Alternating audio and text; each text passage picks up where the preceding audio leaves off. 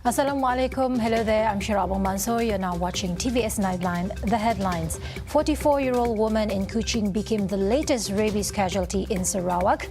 Sarawak-UK trade SOARS doubles in value in 2022. Construction of the 20 kilometers Ulu Paku Ulu Kota link road is set to significantly reduce travel time.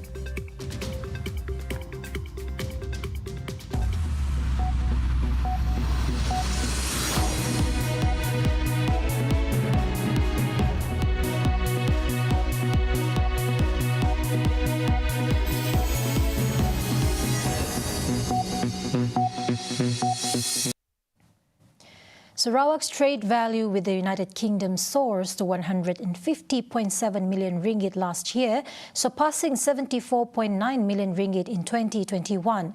Deputy Premier Dato' Amar Awang Tengah Ali Hassan revealed that this trade value contributed to Malaysia's total of 17.57 billion ringgit in 2022 compared to 17.18 billion ringgit in 2021.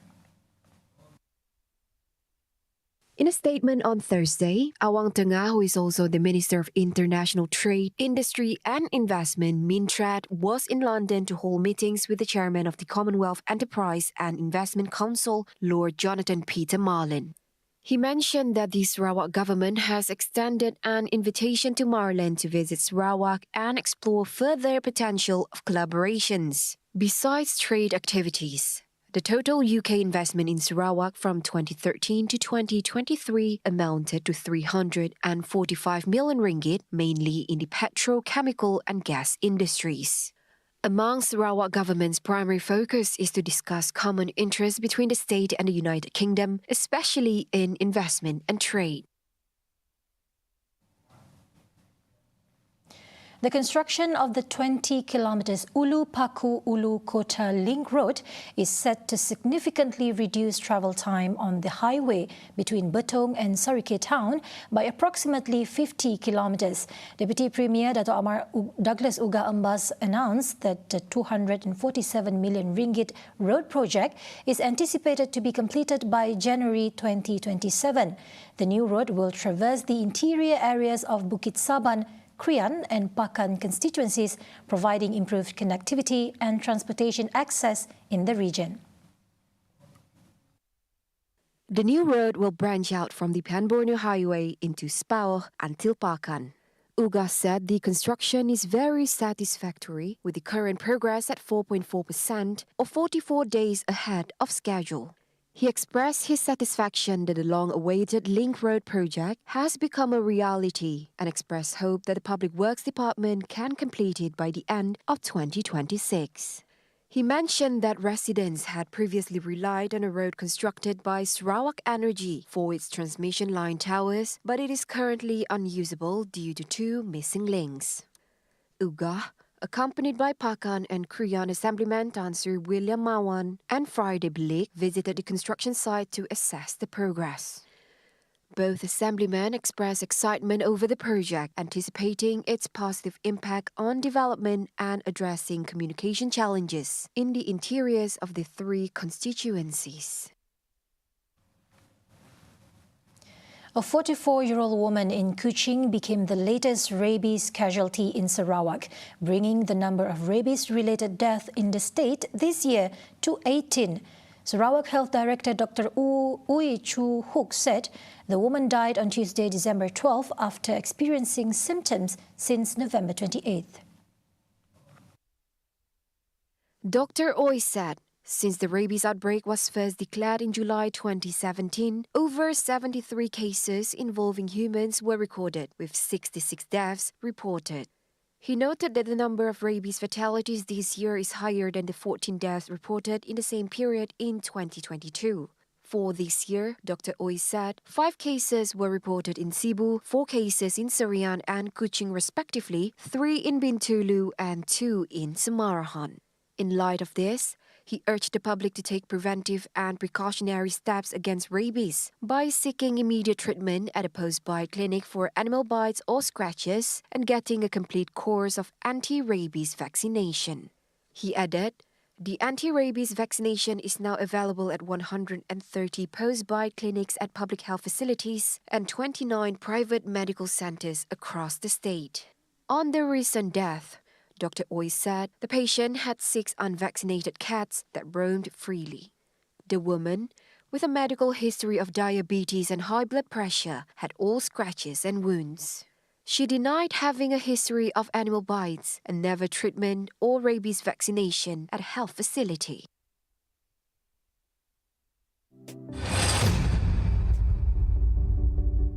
The progressive wage policy slated for implementation in 2024 is anticipated to enhance productivity for both workers and employers if effectively executed. Senior lecturer at the Faculty of Economics and Business from University Malaysia Sarawak Unimas, Dr. Zul Hazwan Husaini expressed optimism about the policy's potential impact and hopes for its extension across all sectors of public and private employment to ensure fairness and equity in the distribution of the nation's wealth at every level. Jika dirujuk garis kemiskinan adalah sekitar dalam RM2,500 Malaysia. Maknanya lebih daripada 2 juta individu ataupun isi rumah dikategorikan sebagai miskin. Gaji minima yang kita ada sekarang adalah dalam sekitar RM1,500 Malaysia. Pastinya dasar gaji minima sendiri tidak berkesan untuk memastikan agihan pendapatan berada pada tahap yang adil dan saksama. Dasar gaji progresif ini dilihat sebagai pelengkap untuk meningkatkan lagi pendapatan rakyat serta agihan kekayaan ekonomi dalam negara berlaku dengan adil dan saksama. He further said that the policy would be formulated as soon as possible as it only involves individuals earning below RM5,000 and the government's role becomes pivotal in setting an example for the private sector in implementing this policy. Saya berharap juga sistem penggajian di sektor awam juga perlu digubal dengan segera selari dengan perkembangan dasar gaji progresif ini. Kerajaan perlu bergerak dahulu sebagai contoh kepada sektor swasta dalam memastikan pengagihan kekayaan ini berlaku dengan adil dan saksama.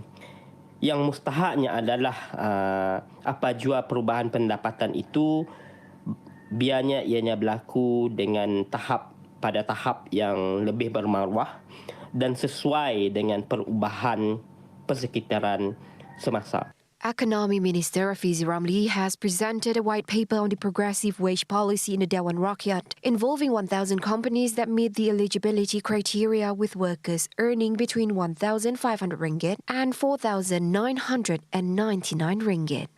According to Rafizi, the progressive wage policy (PWP) is the government's approach to start intervening in the wage issue of the private sector workforce.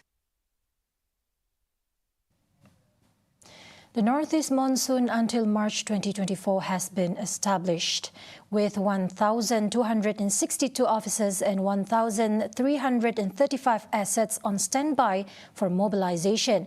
Sarawak Police Commissioner Dato' Mancha Atta disclosed that these assets encompass land, sea and air resources. Pecahan aset darat kita ada 348 buah aset darat, aset laut sungai sebanyak 832 buah, aset udara 11 buah unit ataupun unit dan aset sokongan 144 buah arti melibatkan khemah dan genset. Tanggungjawab Polis Diraja Malaysia bertindak sebagai komandan operasi dan dibantu oleh Jabatan Bomba sebagai timbalan komandan bencana, berkolaborasi dengan semua agensi yang terlibat dengan pengurusan bencana dan seterusnya menjaga keselamatan nyawa dan harta benda. Pihak Polis Diraja Malaysia, Kontinjen Sarawak juga telah mengadakan 2 kali mesyuarat di peringkat negeri dan 28 kali di peringkat daerah bersama lain-lain jabatan ataupun agensi serta 5 siri latihan simulasi banjir sebagai persiapan awal menghadapi bencana banjir musim monsun timur laut pada kali ini. He told this to reporters at Sarawak's Police Contingent Headquarters IPK on Thursday. Meanwhile, Mancha urged residents to take precautionary measures, including securing important documents, staying informed of early flood warnings, and promptly relocating to Temporary Evacuation Centre PPS in each district if instructed by authorities. Local franchise Hemal flagship Kuching unveiled its latest edition of its products, specifically catered for window tinting and paint protection film (PPF). Its chief operating officer of One Stop Tint Hub, Sdn Bhd, Kevin Law, the Malaysian brand utilizes its latest technology from Japan while offering the best affordable price for vehicle owners in Sarawak. He explained that the technology is a natural chromic, as it enables windows tint to darken during bright environments and vice versa, tailored to its surroundings, which gives a unique and interesting touch. And then one of the most important selling point, unique selling point, which is a natural chromic. That means if you have this car tint, when the outside environment is very bright, the tint would actually darken. Let's say if it is a cloudy day, or when you enter into a basement whereby the environment is dark, then the tint, the car tint film becomes lighter, brighter. Yes, that is their trademark, that is their technology, that is their selling point. In addition, besides window tinting and PPF, the company's focus also includes premium washing, as it plays its role as a car spa for its consumers. Then at the same time also, we are concentrating very much into customer experience, customer excellence, the circle of excellence. So we want our customer to have the best value for money, and then with the warranty, we want each and every one of our customers to be our business referral.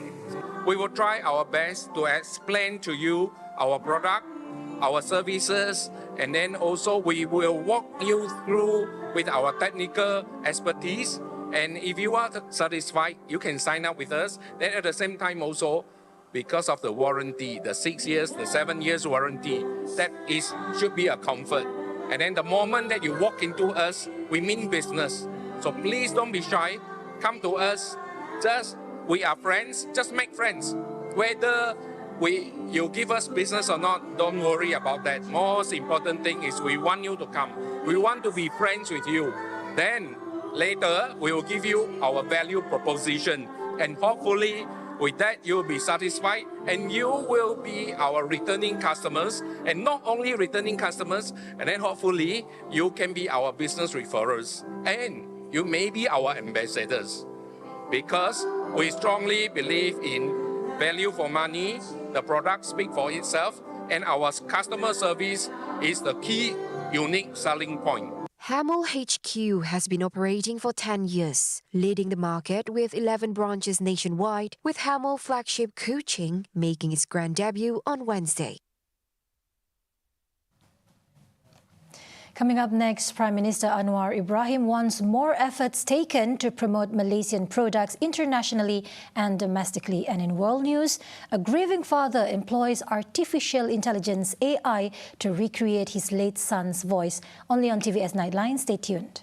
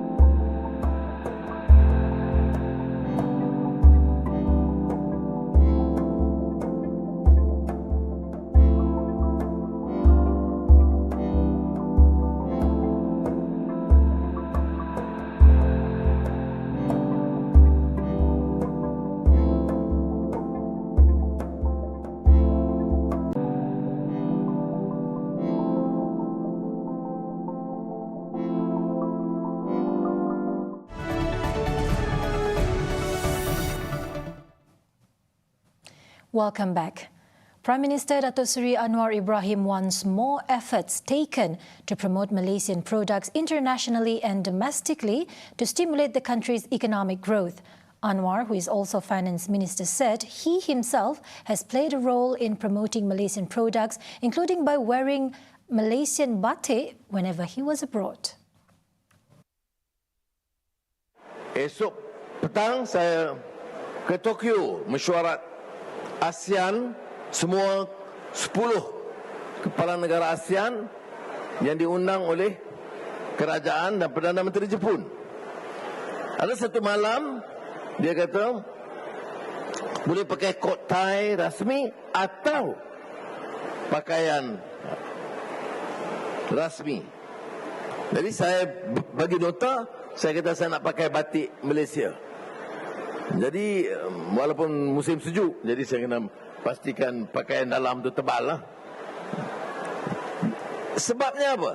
Sebab saya rasa bertanggungjawab untuk promosi barang buatan Malaysia. He said this in his speech when launching the Malaysian Goods Carnival 2023 earlier today. In terms of promoting Malaysian products locally, Anwar said he has made it a weekly routine to visit stores and local eateries on Fridays for lunch. Following the recent increase in COVID-19 cases, the Ministry of Health, MOH, will soon issue a directive on the third booster dose of the COVID-19 vaccine.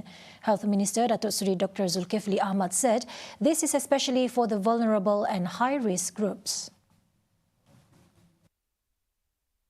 He further mentioned that the second booster dose has a 54% rate, whereas the third dose has been recorded at a lower percentage. Sikit waktu lagi, PKM akan mengeluarkan beberapa arahan tertentu for boosters, ya, terutama bagi mereka yang kumpulan rentan. Meanwhile, it was reported that a total of 12,757 COVID-19 cases were reported during the 49 epidemiological week from December 3rd to 9, compared to 6,796 cases the previous week. Kita sangat faham juga begitu ia terkait dengan cuaca dan juga cuti everybody, ya. Dan dalam keadaan mereka sudah hampir mau normalisasikan kehidupan dan tidak yang macam saya hari ini dia tak pakai mereka. Jadi itu juga adalah antaranya jadi punca. Apapun kita perhatikan bahawa ia adalah wajar diambil perhatian. Cumanya apa yang kita saksikan dalam fasiliti-fasiliti kesihatan dia masih lagi rendah, terkawal. Contohnya dalam ICU kita ada satu peningkatan 1.4% saja tak silap saya, dan occurrence pun pada setiap 100,000 dia meningkat sikit daripada, maaf saya tak dapat ini, tapi saya kod malamnya ini 3.5 per 100,000, sikit peningkatan daripada 2.7 gitu ya. Maaf kalau saya silap angka itu. On Wednesday, the MOH in a statement predicted an increase in COVID-19 cases in the country following the interstate movement of people during the year-end holiday session starting 16 December 2023. Hence, he urged the public to remain vigilant and practice the use of face masks in congested areas. The percentage of COVID-19 death from January 25, 2020 to December 9, 2023 is at 0.72%. The Dewan Negara today approved the Control of Smoking Products and Public Health 2023 Bill. Dewan Negara President Tan Sri Dr. Wan Junaidi Tuanku Jaafar announced the matter after the bill's third reading by the Minister of Health, Datuk Sri Dr. Zulkifli Ahmad. Undang-undang bernama satu Orang Undang-Undang Kawalan Produk Merokok demi Kesihatan Awam 2023 telah ditimbangkan dalam jawatankuasa dan telah dipersetujukan. Saya mohon mencadangkan supaya rang undang ini dibaca kali yang ketiga dan diluluskan sekarang. Masalahnya ialah bahawa rang undang-undang ini dibaca kali yang ketiga dan diluluskan sekarang. Ahli-ahli yang setuju kata setuju. Ahli yang tidak setuju katakan tidak. Semua suara bersetuju. Rang undang-undang ini dibacakan kali yang ketiga dan diluluskan sekarang. The Minister of Health presented a bill that includes provisions prohibiting the sale and purchase of tobacco products, smoking materials, or tobacco substitutes, as well as the offering of any smoking services to minors. The bill, which consists of clauses 1 to 54, underwent a second reading in Dewan Negara and was later presented for a third reading. Notably, the bill omitted provisions related to the Generational Endgame, GEG, which aimed to introduce a comprehensive Tobacco and Smoking Control Act targeting individuals born after 2005. The Control of Smoking Products and Public Health 2023 bill has garnered attention from various segments of society, including members of parliament, non-governmental organizations, NGOs, parents, and students. The Dewan Negara has given its approval to the Food Amendment Bill 2023, which seeks to amend the Food Act 1983 to align with the Control of Tobacco Product Bill for Public Health 2023. Presented by the Minister of Health, Datuk Seri Dr. Zulkifli Ahmad, the four-clause bill aims to prevent conflicts and overlaps between these two legislations. Tuan Dipertua, secara keseluruhannya, Rang Undang-Undang Makanan Pindaan 2023 ini merangkumi 4 pasal. Seperti berikut. Pasal pertama mengandungi tajuk ringkas dan peruntukan mengenai permulaan kuat kuasa akta yang dicadangkan.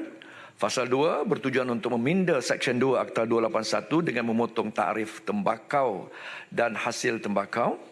Ketiga, bertujuan untuk memotong Seksyen 36 Akta 281 untuk memotong peruntukan yang berhubungan dengan tembakau dan hasil tembakau. Ya. Pemotongan ini berbangkit daripada penggubalan Akta Kawalan Produk Merokok demi Kesihatan 2023. Peruntukan yang berhubungan dengan tembakau dan produk tembakau akan diperuntukkan dalam Akta Kawalan Produk Merokok demi Kesihatan Awam 2023 yang dicadangkan. Telah pun diluluskan. Pasal keempat bertujuan untuk mengadakan peruntukan bagi kecualian.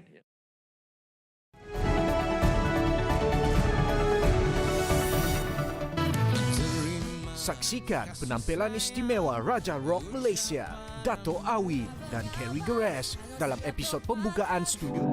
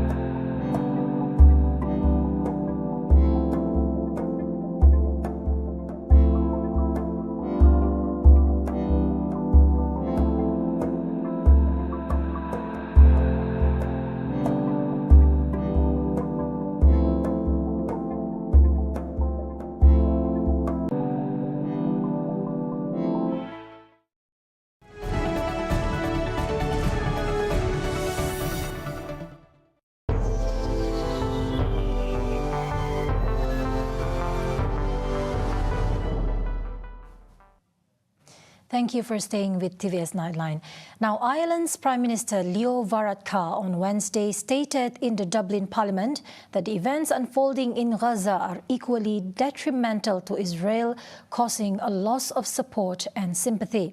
He emphasized that it is a disaster for Israel, primarily because such actions do not contribute to its security.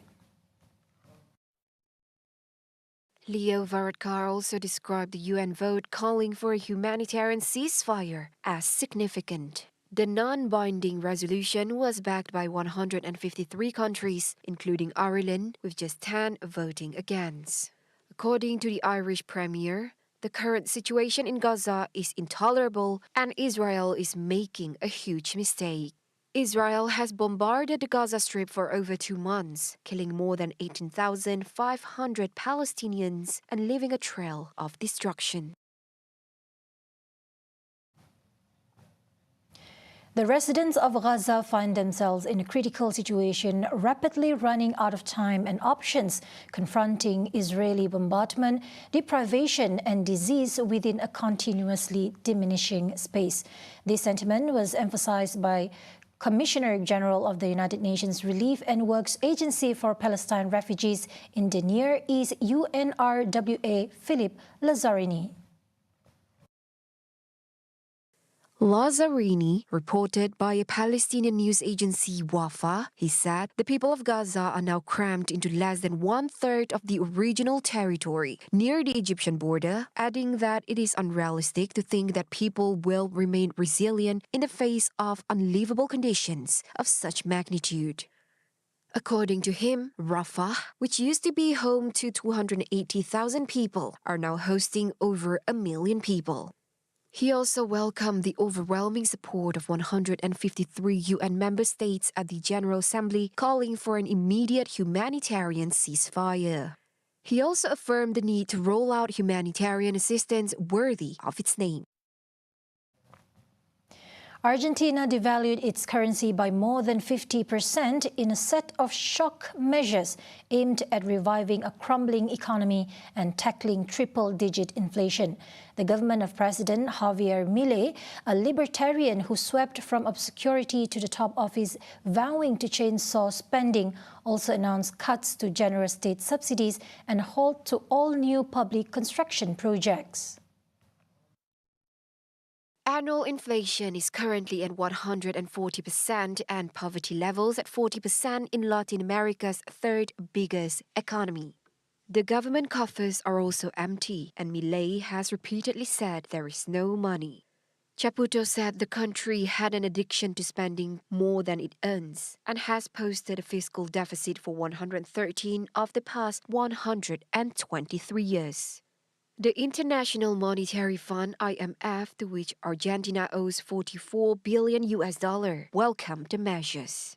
The IMF said in a statement, these bold initial actions aim to significantly improve public finances in a manner that protects the most vulnerable in society and strengthen the foreign exchange regime. And that is all the updates for TVS Nightline. I'm Shira Abang Mansour. Thank you for watching.